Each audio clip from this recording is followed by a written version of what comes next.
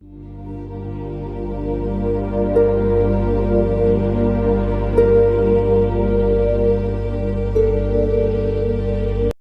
वालेकुम स्टूडेंट। हमारा इस वक्त जो टॉपिक चल रहा है वो है आइडेंटिफिकेशन यानी शिनाख्त का, और इसी की सब हेडिंग में आज हम कवर करने की कोशिश करेंगे वो है डीएनए प्रोफाइलिंग या डीएनए फिंगर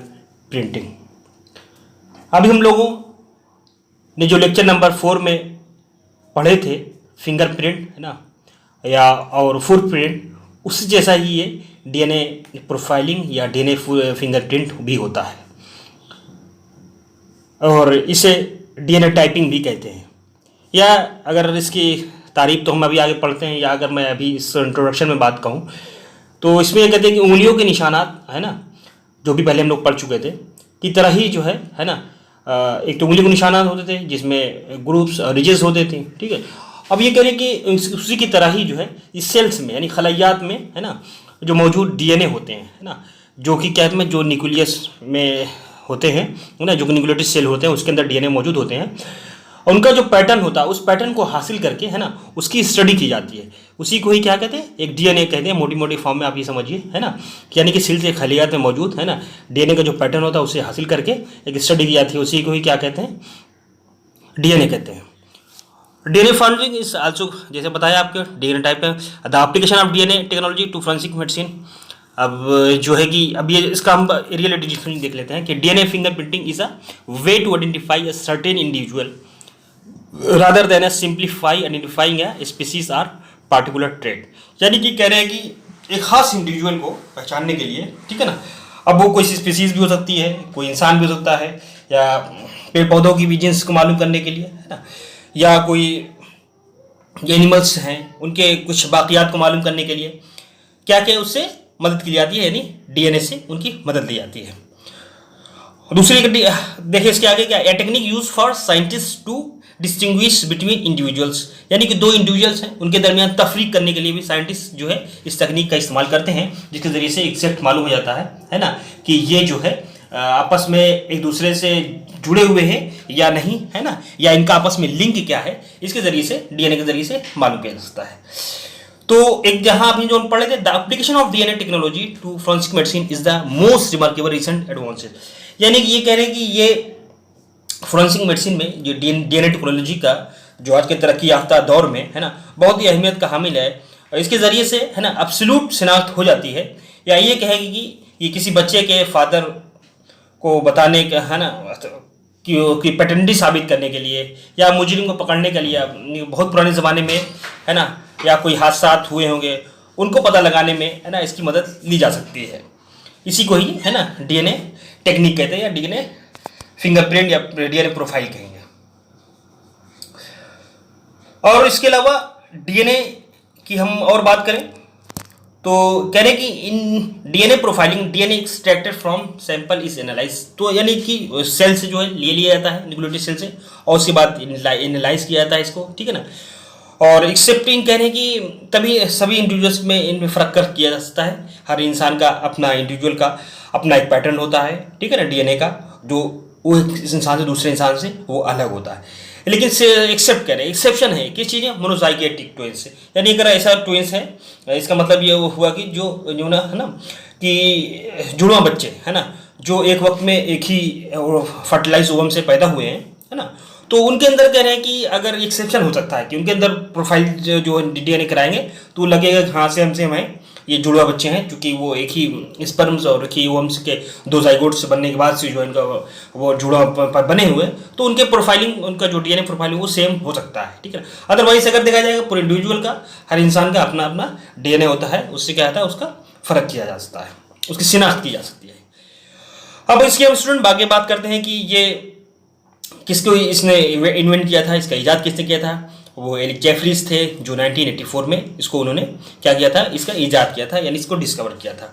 और उसकी टेक्निक जो बताई थी उन्होंने कैसे, कि RF-LFP, अब इसकी हम आपको आगे जब बताएंगे है ना, इसके मेथड क्या क्या वहाँ पे हम इसका आपको फुल फॉर्म बताएंगे।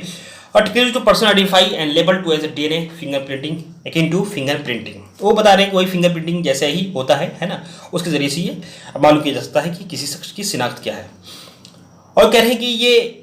जैसे अभी हमने पीछे पढ़ा था कि फिंगरप्रिंट में 64 मिलियन में है ना, शायद ही कोई ऐसा हो कि जिसका सेम हो, है ना, फिंगरप्रिंट। ऐसे ही कह रहे हैं कि ये इसमें जो है डीएनए प्रोफाइल्स में into individuals are similar are about in 30 billion, उसमें से 30 बिलियन नहीं है ना, तो 300 बिलियंस में अगर ईच को निकाला जाए तो लगेगा कि हाँ कि जो है उनका सेम हो रहा है। एक चांस बताएं कि किसी का अगर मतलब ऐसा हो सकता है, तो एक डाटा दे दिया गया कि हाँ इसमें हो सकता है, यानी कि पूरी दुनिया की आधी आबादी में जब निकालेंगे तब कोई निकलेगा। अब जाहिर सी बात है कि पूरी दुनिया की आबादी का पूरा आदमी डीएनए फिंगर प्रिंटिंग करने जाएगा तो उसे खासा खुद ही मुश्किल होगा, है ना। तो इसकी अहमियत बताने के लिए ये चीज डाटा को मेंशन किया गया है। इसमें बेसिक कंसिडरेशन में ये है कि डीएनए का एक समझिए कि इसका स्ट्रक्चर क्या है। बेसिक कंसिडरेशन यानी कि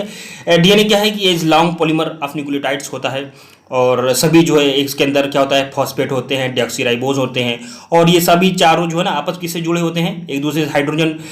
बॉन्ड के जरिए से, है ना, हाइड्रोजन बॉन्ड के जरिए से जुड़े होते हैं, जिसमें थे नंबर 1 को कहते हैं थाइमिन कहते हैं, है ना, और नंबर 1 को एडेनिन कहते हैं, और जो थाइमिन होता है उसको टी से डिनोट करते हैं, ग्यूनिन को जी से, एंड सिस्टोसिन को सी से डिनोट किया जाता है। तो अब बात करते हैं कि टाइप्स ऑफ, अब जो ये देखो जैसे ये है वो ए और टी, ये हाइड्रोजन बॉन्ड से क्या हुआ आपस में जुड़ा हुआ है। ऐसे सी है ना, सी यानी साइटोसिन और प्लस गुनिन है ना, ये हाइड्रोजन बॉन्ड से क्या आपस में जुड़े हुए होते हैं। अब हम इसकी बात करते हैं टाइप्स ऑफ डीएनए। डीएनए की इसकी अक़साम क्या है ना, इसमें 2 चीज़ होता है, एक तो न्यूक्लियर डीएनए है, दूसरा है माइटोकॉन्ड्रियल डीएनए। यानी कि 2 तरह का डीएनए से होता है, जो अक़साम है जिसके जरिए इसका स्टडी की जाती है। एक जगह तो न्यूक्लियर डीएनए से जब स्टडी की जाएगी, वहाँ का डीएनए लिया जाएगा तो वहाँ का न्यूक्लियर की अक़साम की किस्मों में से हो जाएगा। अगर माइटोकॉन्ड्रिया से लिया जाएगा तो वो माइटोकॉन्ड्रियल डीएनए की टाइप में आ जाएगा।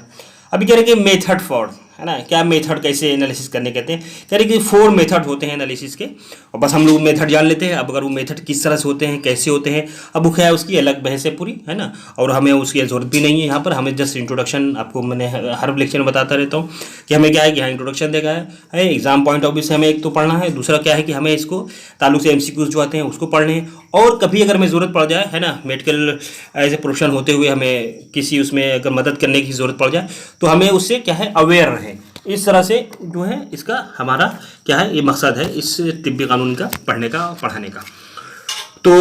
ये बात करता है मेथड्स, तो इसमें 4 मेथड्स, उसके नाम जान लीजिए, है ना, उसकी डिटेल जानने की उतनी ज़रूरत नहीं है। मेथड्स में क्या है, देयर आर 4, जैसे अभी आपको बताया था कि RFLP टेक्निक, यानी कि इसको क्या कहते हैं, रिस्ट्रिक्शन फ्रेगमेंट लेंथ पोलीमॉर्फिज्म, यानी एक टेक्निक तो ये है, इसके ज़रिए से क्या है उसके जो है स्टडी की जाती है डीएनए की। और दूसरा है PCR टेक्निक, यानी called as polymerase chain reaction, जैसे अभी ये कोरोना वायरस का जो भी वो किया जा रहा है ना, उसका टेस्ट होती है तो RT-PCR के थ्रू होता है, ठीक है ना, उसके ज़रिए से उसका निकाला जाता है। और एक है STR मेथड में शॉर्ट टेंडम रिपीट्स, इसके ज़रिए से भी, है ना, इसकी एनालिसिस की जाती है डीएनए की। और फिर चौथा है माइटोकॉन्ड्रियल डीएनए एनालिसिस, जिसके ज़रिए से, है ना, माइटोकॉन्ड्रिया को, है ना, उसके एनालिसिस किया जाता है। अब स्टूडेंट हम लोग बात करते हैं कि किस किस जगह के, है ना, biological sample use for DNA fingerprint, किस जगह के, है ना, डीएनए को लेकर के, है ना, और वहाँ का इस्तेमाल किया जाता है फिंगरप्रिंट के लिए। तो उसमें कहते हैं ब्लड, खासतौर पर वो जो न्यूक्लिएटेड होते हैं, है ना, उनके वहाँ के उन सेल्स में। अब ब्लड में जो कह रहे हैं तो जाहिर सी बात है कि इसमें WBC जो होगा चूँकि न्यूक्लिएटेड होता है, तो उसके अंदर क्या है जो वो उसके वहाँ से लेकर के, है ना, उस जगह के ब्लड का एग्जामिनेशन डीएनए के लिए किया जाएगा। या हेयर हुआ, हेयर सेल्स में भी डीएनए मौजूद होते हैं, सलाइवा हुआ, सेमेन हुआ, या बॉडी टिश्यूज, है ना, जो सेल्स हैं उनके ज़रिए से यहाँ का अगर मिल जाए, ले लिया जाए तो वहाँ के ज़रिए से डीएनए की एनालिसिस हो सकती है। अब हम स्टूडेंट बात करते हैं यूजेस ऑफ डीएनए, या ये कहिए कि इसका मेडिको लीगल इंपॉर्टेंस क्या है। नंबर 1 कह रहे हैं कि आइडेंटिफिकेशन, यानी कि किसी जानने के लिए कि इसके सही शिनाख्त के लिए ये किस कौम का, किस रेस का है ना, या किस जगह के रहने वाले का है, या बच्चे का है या बूढ़े का है ना, सभी का क्या कर रहे हैं कि ये जो है आइडेंटिफिकेशन के लिए मालूम किया जा सकता है। तो suspect to biological evidence, blood or semen stains, या hair items of the hair or items of clothing, यानी कि ये कह रहे हैं ये सब चीज़ें अगर कोई मौके वारदात से कोई वो करके चला गया, है ना, वारदात करके चला गया और मौके वारदात से उसका क्या, उसका हेयर्स मिल गए, या उसका सीमेंस मिल गया, या उसके कुछ ऐसे लुआबात मिल गए, या कुछ ऐसे पार्टिकल्स मिल गए कपड़े वगैरह की, है ना, तो क्या है कि वो वहाँ से मालूम किया जा सकता है ना, कि ये किसका है ना डीएनए होगा। डीएनए के जरिए से मालूम किया जाता है कि ये इसका एग्जैक्ट पर्सन कौन था इस वक्त, है ना, जो मौके वारदात पे रहा होगा या जिसने ये घटना अंजाम दी। तो एक तरह से सेक्सुअल असॉल्ट में समझ लीजिए, जैसे रेप हुआ या इंसेस्ट हुआ, बेस्टोलिटी किसी जानवर के साथ अगर कोई वो हुआ तो वहाँ उसका हेयर वगैरह मिल जाता है या उसका सीमन मिल जाते हैं, तो वहाँ के जरिए उसका डीएनए से है ना मालूम किया जाता है कि ये किस शख्स का है। अब ऐसे ही डायग्नोसिस ऑफ इनहेरिटेड डिसऑर्डर, यानी कि इस मालूम करने के लिए कि इसको जो है किसी को बीमारी है, मिसाल के तौर पर जैसे ये है कि किसी ये है कि हेमोफीलिया बीमारी जो ब्लड की बीमारी होती है, फैमिली अल्जाइमर्स यानी जो आदमी भूल जाता है, सिकल सेल एनीमिया है, थैलेसीमिया है। ये क्या है कि जिसको सब आपने सेकंड प्रॉप में पढ़ा ही होगा, है ना, सिकल सेल किसे कहते हैं, एनीमिया और थैलेसीमिया क्या है। तो ये सब क्या है, ये जेनेटिक बीमारी, यानी कि इसको डायग्नोज करने के लिए ये मालूम किया जाएगा, है ना। हो सकता है कि यार ये जो है इसको ये बीमारी है, तो इसका मतलब जो है जाहिर सी बात है इसके घर खानदान में किसी और को हुई होगी, है ना, उसी से इनहेरिटेड ये चीज चली आ रही है ना। तो एक डायग्नोसिस हो जाएगी, हाँ इनका खानदानी बीमारी है, यानी ये ठीक नहीं हो सकती, है ना। अब उसमें अब आगे क्या क्या हो सकता है, उसकी फिर टेक्निक अपनाई जाएगी, है ना, जिसमें जेनेटिक चेंजेस अगर कर दी जाए तो क्या है पैदाइश के तौर पे तो हो सकता है उसके अंदर वो क्या है उसे करेक्शन किया जा सकता है।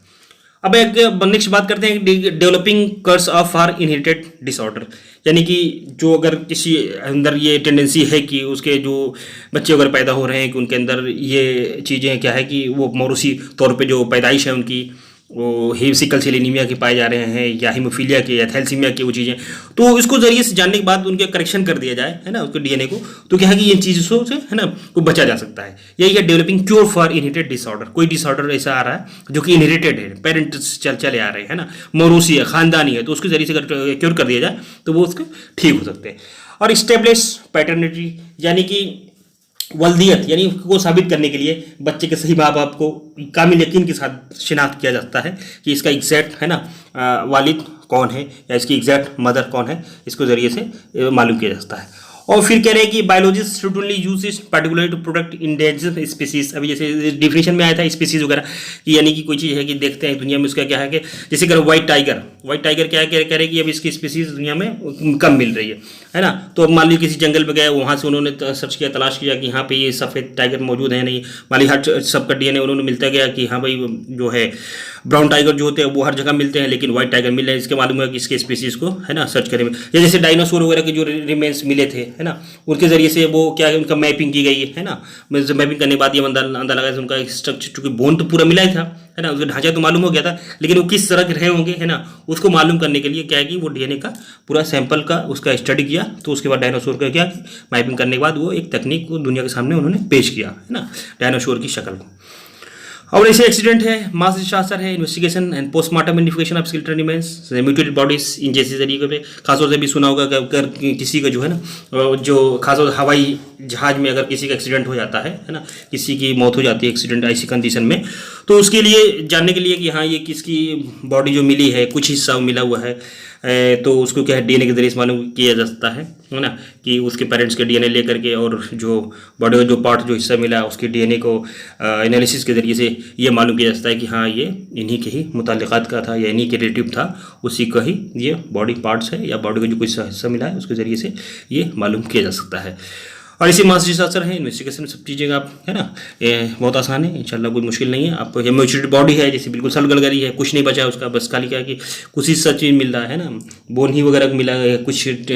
तो उसमें से इसके जरिए से डीएनए से मालूम किया जाता है किस नस्ल किस कौम और किस जगह का रहने वाला ये रहा होगा।